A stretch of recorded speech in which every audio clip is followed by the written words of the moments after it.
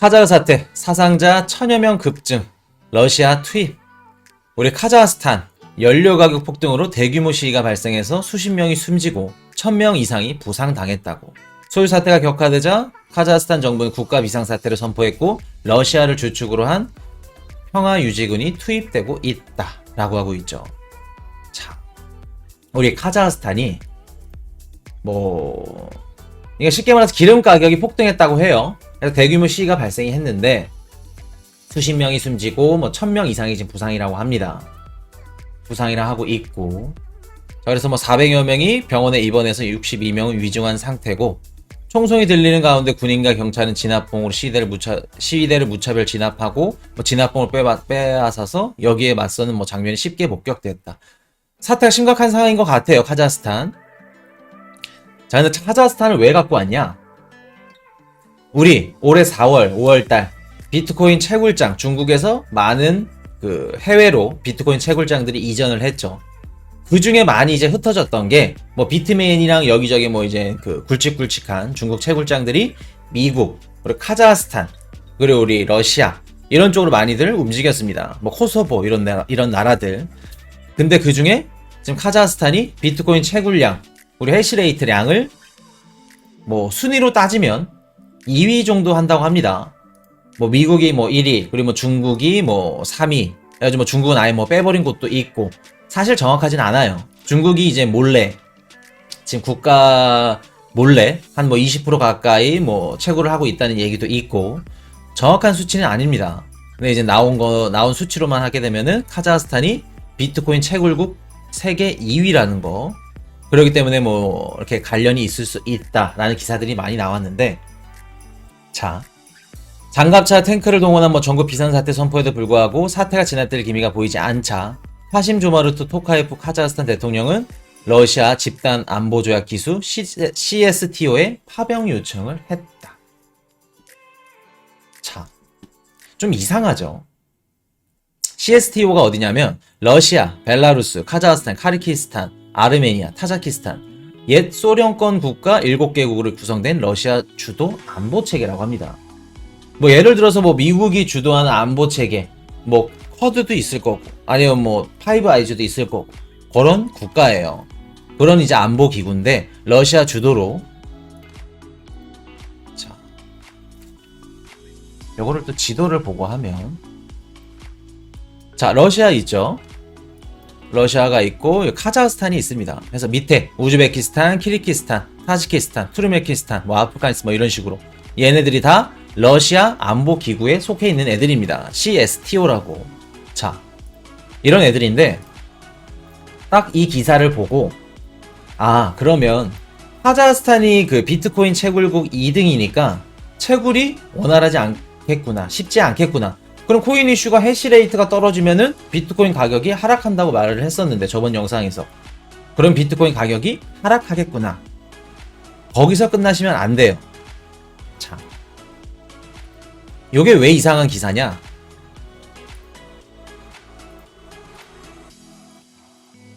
우리 카자흐스탄 연료 가격 폭등으로 해서 대규모 시위가 발생했다고 합니다. 카자흐스탄이 그래도 얘네 탄 들어가는 국가들 중에서는 경제력도 그렇고 중앙아메리카를 연결할 수 있는 이제 국가들 순위에서는 어느 정도 이게 영향력이 있는 국가입니다. 못 사는 중국이나 미국에 비하면 이제 못 사는 국가지만 그렇게까지 무시당하고 정부 힘이 없고 그런 국가가 아니에요. 자, 그러면 지금 러시아에 병력 요청을 했다고 하죠. CSTO에. 그냥 대규모 시위가 일어났어. 카자흐스탄 정부에서 러시아의 병력 협조 요청을 할 정도로 카자흐스탄이 그렇게 힘이 적을까? 정부 입장으로서 시위 사태를 진압할 수 없을 정도로 그렇게 안 될까? 충분히 대응할 능력을 보유했죠. 카자흐스탄. 자, 그러면 외부 세력이 왜 필요했을까? 카자흐스탄 입장에서 러시아를 왜 끌어들였을까? 끌어들인 이유. 우리 둥더님, 유럽 압박하려고. 역시 또 이렇게 예습을 하신 분들은 바로바로 나오죠. 오늘 제가 또 예습본을 너무 늦게 올려드려서 죄송합니다. 예습을 하신 분들이 많이 없으신 것 같아요. 자, 지금 카자흐스탄 토카예프 대통령이 이끌고 있죠. 카자흐스탄 이제 대통령이 토카예프라는 대통령인데, 자, 볼게요. 카자흐스탄 전 정보부장 체포, 토카예프 대통령 실질 권력 장악한 듯. 이 사람이 카자흐스탄의 카림 마시모프라고, 이제 전 총리죠. 축출을 했으니까. 이제 전 총리인데, 카자흐스탄은 뭐 한 30년간, 한 91년도부터 2019년 동안, 거의 한 30년 동안 독재 정치 국가입니다. 독재 정치 국가였고, 나자르바예프라고, 지금 이제 토카예프 대통령 전에 30년 동안 독재 정치를 한 나자르바예프 대통령이 있었어요. 그래서 나자르바예프 대통령이 30년간 독재 정치를 하고 2019년도 토카예프 대통령한테 이제 인수인계를 했고, 그러면서 나자르바예프 대리인 역할을 하는 마시모프, 이분이 국무총리로 들어오게 됩니다. 자, 총리 자리를 차지하면서 처음에 이제 토카예프 대통령이 선임이 되고, 허수아비다. 이제 여기 이 총리가 실질적으로 권력을 장악하고 있고, 기존에 30년 동안 국가를 통치했던 나자르바예프의 대리인 역할을 하는 마시모프 총리가 다 카자흐스탄을 장악하고 있다라는 얘기가 많았죠. 그러면서 이런 식으로 이제 19년도부터 21년도까지 한 2년간 이렇게 해왔는데, 지금 현재 이제 토카예프 대통령이 요거를 알고 있겠죠. 다 싹을 자르고 싶은 겁니다. 그럼 싹을 자르려면 어떻게 해야 돼요? 이미 지금 카자흐스탄 정부에는 어떻게 돼요? 나자르바예프 인원들, 그리고 우리 총리 인원들이 다 위치해 있습니다. 그렇기 때문에 러시아 힘이 필요한 거예요. 그렇기 때문에 시위대 요거 일어난 것들은 명분이겠죠. 그래서 러시아를 불러들여서 CSTO까지, 우리 러시아 주도의 정보기관의 집단안전조약기구 CSTO, 아까 6개국 카자흐스탄, 러시아, 아르메니아, 카르키니스탄, 우즈베키스탄, 타지키스탄까지 얘네 국가 집단안전조약기구를 카자흐스탄으로 부르는 겁니다. 자, 불러서면 어떡할까? 토카예프 대통령이 총리를 해임하죠. 해임하고 본인이 이제 KMB라고, 요게 이제 카자흐스탄 국가안보위원회라고 합니다. KMB에 장악했던 총리에서 총리를 내치고, 이제 본인이 KMB를 이렇게 장악하게 되는, 어떻게 보면 권력 다툼의 이권 싸움이 지금 이렇게 들어가 있는 겁니다. 자, 그래서 요거. 자, 그렇게 되면은 이제 지금 이제 현 토카예프 대통령이 권력을 이제 차지하려고, 당 장악을 하려고 러시아를 불러들였고, 기존에 있던 나자르바예프 대통령 세력들, 마시모프 총리까지 다 숙청을 하게 되죠. 자, 그러면 러시아에서 어떻게 돼요? 병력을 지원합니다. 병력 지원 요청을 해요. 그렇게 되면 러시아에서 지금 카자흐스탄에 4,500명 병력이 지원이 됐죠. 자, 4,500명 병력을 지원을 했는데, 병력 구성도 요게 또 이게 냄새가 납니다. 러시아 군인들만 4,500명이 간 게 아니고, 러시아, 벨라루스, 아르메니아, 타지키스탄, 키르키니스탄 다, 우리 아까 CSTO 6개국이 있던 국가 병력까지 다 포함해가지고 카자흐스탄에 입성을 하게 됩니다. 4,500명이. 이거 무슨 뜻일까?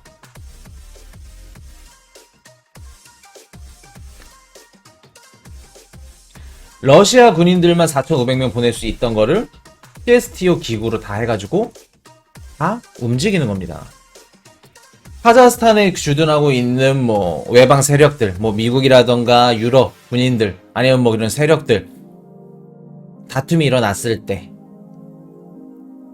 어떻게 돼요? 다툼이 일어났을 때 러시아, 다음 주에 뭐 있죠? 다음 주에 유럽이랑 미국이랑, 그리고 우크라이나 지금 침공하는 거 이것저것 해서 에너지 관련해서도 고위급 실무회담이 있습니다. 다음 주에. 그랬더니 그 회담에서 유리한 자리를 차지하고 싶어서 다 끌어들인 거예요. CSTO 기구도 그렇고. 자, 그러면서 러시아 언론은 뭐라 그래요? 카자흐스탄의 선동의 배후는 누가 그랬다? 누구한테 있다? 미국으로 지목을 합니다. 카자흐스탄의 선동은 미국이 뒤에서 조종을 했어. 그렇기 때문에 러시아 지금 카자흐스탄에서 선동이 이렇게 일어나는 거야 라는 언론을 퍼뜨립니다. 러시아에서. 자, 그러면 러시아 딱 원하는 거 딱 나오죠. 뭐를 원할까? 우리 다음 주 미국, 유럽, 러시아 고위급 실무회담이 있죠. 거기서 러시아가 유리한 입장을 선점할 수 있게. 지금 카자흐스탄 선동하는 거, 지금 이렇게 시위 일어나는 거를 미국 탓으로 돌립니다. 그러면서 이제 책임 전가를 할 수도 있을 거고, 어떻게 돼요? 미국을 또 공격할 수 있는 기사화가 될 수 있는 거고. 자, 그리고 두 번째, 또 얻고 싶은 거, 러시아가. 자, 카자흐스탄 전 세계 우라늄을 40% 생산하는 국가입니다. 그럴 정도로 이제 우라늄 그 최대 생산 국가고, 또 카자흐스탄이 유럽에 상당량의 석유를 수출하는 국가 중에 하나예요. 그렇기 때문에 카자흐스탄에서 유럽을 또 압박할 수 있는, 지금 유럽이 지금 러시아의 그 에너지라던가 천연가스 이런 것들을 거의 한 40% 이상 의존하고 있기 때문에 러시아에서 공급이 제대로 안 되고 있죠. 독일이랑도 지금 그 싸우고 있고, 우크라이나 그 공습을 한다 안 한다 이제 그것도 싸우고 있고, 그래서 이제 천연가스 송유관이 계속해서 이제 잠기고 있는 상황이고, 그렇기 때문에 거기다 카자흐스탄까지 유럽을 압박하게 돼버려. 원유라던가 뭐 우라늄이나 이런 것들 다, 석유라던가. 그렇게 되면은 유럽 입장에서도 좋지만은 않겠죠. 그랬더니 그 카자흐스탄 요거 시위 카드가 유럽을 압박할 수 있는 카드로 이용이 될 거다, 러시아랑. 그렇기 때문에 지금 러시아랑, 자, 지금 이제 지표상으로 보이는 것들은 러시아, 그리고 유럽 국가, 미국 국가 이렇게 대적을 하고 있고, 또 러시아랑 또 여기 우리 CSTO 국가들, 이 국가들 같은 편으로 이렇게 싸우고 있죠. 근데 여기서 누가 들어온다? 중국이 들어옵니다. 자, 시진핑이 우리 카자흐스탄 대통령 토카예프를 지지하는 언급을 발표합니다. 중국도 개입할 수 있다는 입장을 발표해요. 당신이 중요한 시기에 단호하게 강력한 조치를 취해서 사태를 신속히 수습할 것은 정치인으로서 책임과 임무, 국가와 인민에 대해 고도의 책임감 있는 입장을 체현했다. 자, 러시아에 이어서 중국도 카자흐스탄 사태 개입 준비라고 하죠. 그래서 상하이 협력 기구 지원 나설 준비 되어 있다, 이렇게 하고 있죠. 그래서 뭐 중국이 이 사태에, 카자흐스탄 그 사태에 들어올 수 있다라는 얘기를 하는 겁니다. 자, 얘기를 하면서 우리 상하이 협력기구 또 어디에 속해 있어요? 우리 또 96년도 아프가니스탄 내전이 일어났었죠. 그때 이후로 이제 96년도 4월 달에 중국이 주도 아래서 러시아, 카자흐스탄, 키르기스탄, 타지키스탄 주변 5개국이 참여해서 설립했고, 그 이후로 3개국이 더 참여를 했습니다. 근데 이제 그게 우즈베키스탄, 인도, 파키스탄까지 총 8개국이 속해 있는 게 상하이 협력기구인데, 상하이 협력기구를 보내겠다라는 얘기예요. 그럼 쉽게 말해서 뭐예요? 여기에 속한 국가들 카자흐스탄 들어가서 어떻게 하겠다? 미국, 유럽이랑 대적하겠다, 대응하겠다 라는 얘기입니다. 중국. 자, 근데 중국이 카자흐스탄에 이렇게 들어와서 뭔가 이득을 챙길 수 있는 게 있어야겠죠. 이득이 있으니까 이 참전의 싸움에 참전하는 거고, 러시아랑 카자흐스탄 얘네를 도와주는 거겠죠. 자, 뭐를 얻기 위해 들어오는 걸까? 중국은.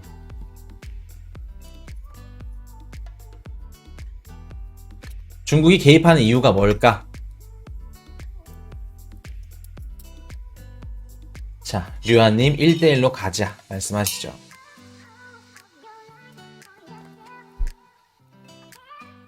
당장 상하이 협력기구 SCO를 보내겠다, 준비되어 있다, 보낼 겁니다.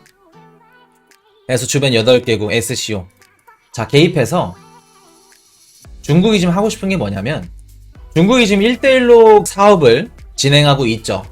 그래서 뭐 육류나 뭐 해상이나 이제 실크로드를 이제 꿈꾸고 있는데, 자, 중국 1대1로에 관해서는 제가 한번 특집으로 한번 다뤄드릴게요. 자세하게 한번 다뤄드리고, 여기서는 좀 짧게 이름이 너무 헷갈려. 카자흐스탄 얘네들이 이제 중점이기 때문에, 자, 중앙아시아를, 자, 중국이 하고 싶은 게 뭐냐면 중앙아시아를 관통해서 1대1로, 쉽게 말해서 지금 뭐 중국이랑, 자, 여기 밑에 있는 호주랑 이렇게 무역을 한다고 쳐요. 그러면 호주 어떤 국가예요? 파이브 아이즈, 영미권 국가죠. 미국 눈치를 볼 수밖에 없습니다. 1대1로 무역을 못해요. 근데 여기다 길을 깔아버려. 1대1로 깔게 되면은 중앙아메리카나 아니면 뭐 중앙아시아를 관통하는 1대1로 제일 최적 요지가 어디다? 카자흐스탄입니다. 아까도 말씀드렸듯이 카자흐스탄이 경제적 요건도 받쳐주고 국가 뭐 재정이라든가 정책도 중국이랑 맞는 그런 것도 있고, 그렇기 때문에 카자흐스탄은 중국 입장으로서는 중요한 뭐 요지라고도 할 수 있을 거고 1대1로 사업의 핵심일 수 있어요. 중앙아시아 관통하는 그 1대1로 사업에. 그렇기 때문에 카자흐스탄이 만약 잘못돼, 그렇게 되면 중국 입장도 1대1로 사업에 차질이 생길 수 있겠죠. 중국이 하고 싶은 게 뭐냐면 세계 GDP의 약 한 32%, 그리고 세계 상품 무역의 39%, 그리고 세계 인구의 63%, 이런 것들을 차지하는 65개국 다 포괄해서 65개국을 중국이랑 1대1로 사업을 하겠다. 수출, 뭐 수입, 무역을 다 하겠다. 전 세계 수출 1위 국가 중국이. 쉽게 말해서 뭐 수출망을 철도라든가 이런 것들을 다 깔아놓겠다. 바로 이렇게 1대1로 다이렉트로 할 수 있게. 그 뜻입니다. 근데 여기서 소름 돋는 게 뭐냐면 1대1로의 5대 주요 분야 중 한 가지가 뭐예요? 금융통합입니다. 중국이 하고 싶은 게 금융통합. 이게 뭔 얘기일까? 금융통합. 뭐를 하고 싶은 걸까? 중국이.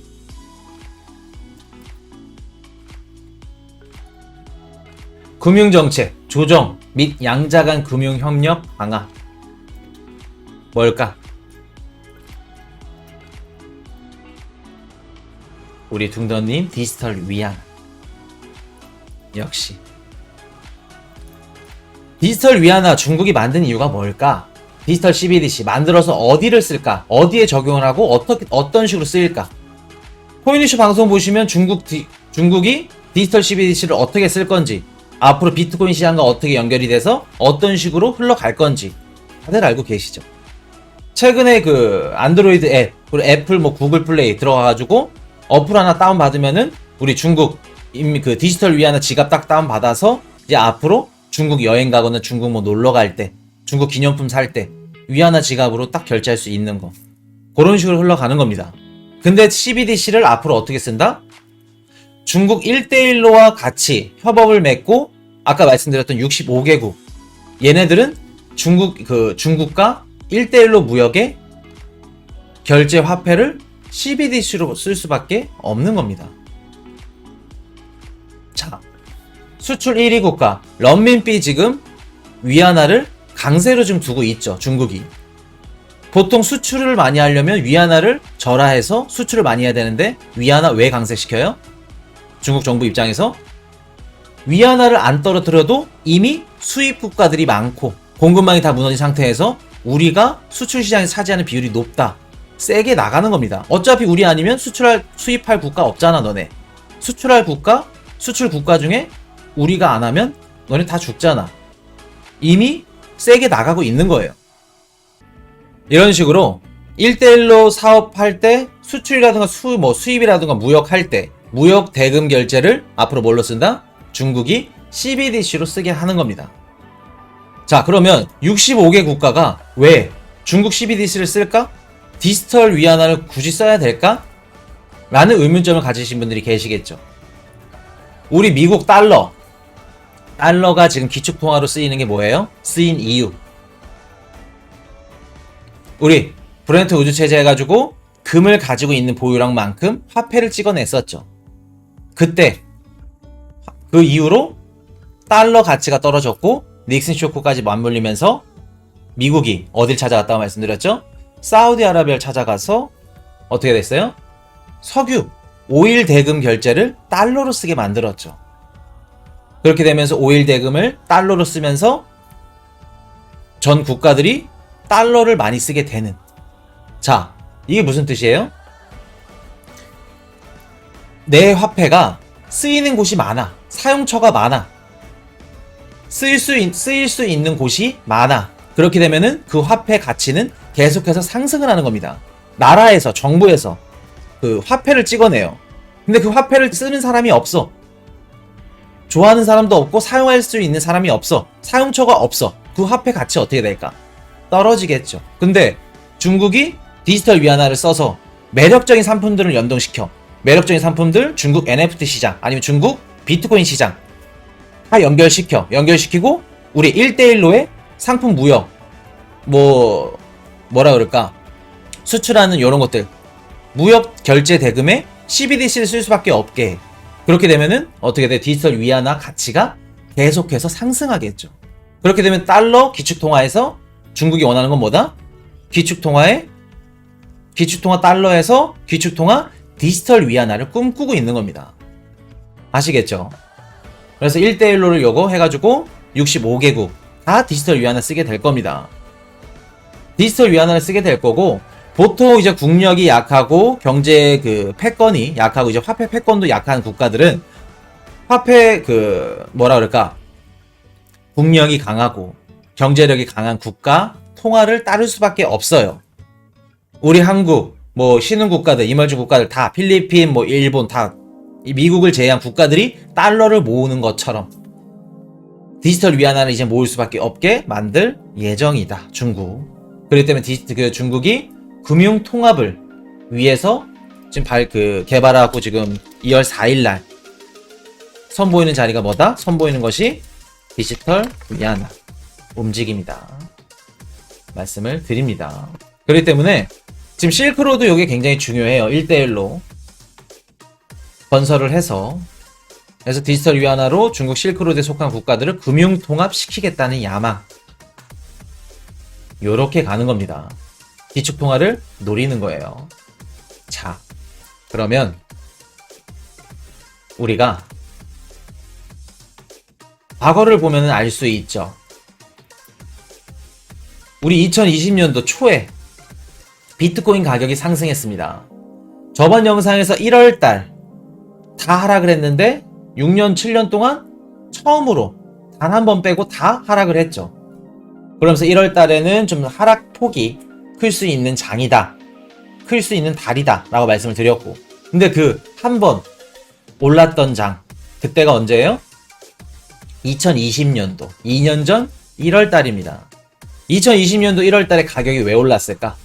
비트코인 가격이 30% 정도 상승했습니다. 자, 그때 어떤 이슈가 있었냐면 그 트럼프랑 바이든 정부 이제 대선 이슈도 있었고, 그리고 또 코로나도 19또 초기에 발발이 돼서 뭐라 그럴까? 화폐라던가 이런 것들 좀 불안정했어요. 국제 정세도 그랬고. 그런 이유도 있었고. 또 한 가지. 그때 이란이 미국 주둔지 그 이라크 아인 알사드 그 공군기지를 공격을 하게 됩니다. 쉽게 말해서 언제 전쟁이 터질지도 모르는 그런 국제 정세의 그 불안을 야기를 시켰어요, 이란이. 그래서 국제 정세가 불안이 됐고, 어떻게 돼요? 국제 정세 불안으로 인해서 화폐의 대체제, 아니면 해지 수단의 대체제, 불안정한 그 시기에 대체제를 찾게 됐고, 그게 비트코인으로 떠오르게 됩니다. 그래서 비트코인이 30% 이상 상승을 하게 돼요. 자, 지금 현재 미국이랑 EU, 그리고 우크라이나 같은 편이고, 중국, 러시아, 그리고 나머지 국가들, 아까 말씀드렸듯이 얘네 카자흐스탄, 우즈베키스탄, 카르키스탄, 스탄 애들, 스탄 친구들, 스탄 패밀리, 얘네들 지금 어떻게 보면 전쟁 분위기를 형성하고 있고 싸우고 있죠. 자, 그럼 국제정세 불안으로 인해서 대체제 관심 떠오를 수 있는 가능성이 있겠죠. 2020년대 1월달처럼 가능성이 있는 겁니다. 만약에 그 코인이셔 뭐라고 말씀드렸죠? 러시아가 우크라이나를 침공하지는 않겠지만 만약 침공하게 되면 비트코인 가격 오를 수 있다라고 말씀드렸죠. 왜? 우리 러시아 법정 화폐 루블 같이 떨어질 거고 우크라이나 또 그 나리부니아인가 뭐 하여튼 뭐 법정 화폐 있죠.